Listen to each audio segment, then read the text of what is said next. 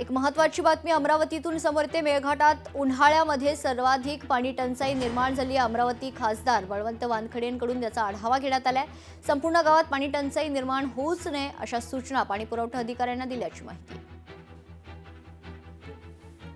आणि बऱ्याच गावचे जे काही पाणी पुरवठ्याच्या समस्या आहेत, काही ठिकाणी सोर्स नसल्यामुळे, सोर्स आटल्यामुळे पाणी टंचाई होईल। तर ज्या गावात आता पाण्याचा दुसरा सोर्स नाही त्या गावात पाणी टंचाईच्या निवारणाच्या संदर्भात टँकर लावण्याच्या सूचना दिल्या। आणि हे जे काही वारंवार पाणी टंचाई होते, निर्माण होते दरवर्षीच, तर यासाठी कायम उपाययोजना करण्याच्या संदर्भात असा एक रोड मॅप करता येईल का, त्या संदर्भात संबंधित अधिकाऱ्यांना सूचना दिल्या।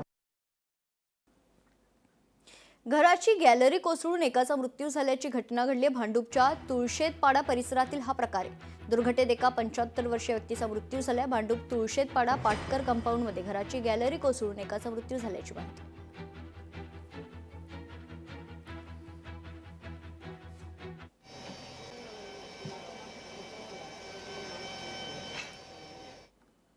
हॉटेलमध्ये गळफास घेत तरुणीने आत्महत्या केली। तरुणी आणि कंपनी मालकात वाद झाल्यानंतर तरुणीने आत्महत्या केल्याची माहिती समोर येते। अंबरनाथमधील S3 पार्क हॉटेलमध्ये ही घटना घडली।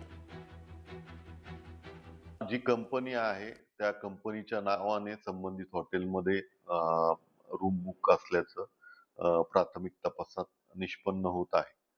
आता यामध्ये नक्की काय प्रकार आहे आणि त्या संदर्भाने जे साक्षीदार आहे त्यांचं स्टेटमेंट आणि बाकीच्या ज्या तांत्रिक बाबी ज्या आहेत या अनुषंगाने आमचा तपास सुरू आहे। त्यामध्ये पुढील तपास आमचा सुरू आहे। नक्की कुणी बुक केली आणि काय कारणास्तव ती रूम बुक झालेली या अनुषंगाने आमचा तपास सुरू आहे।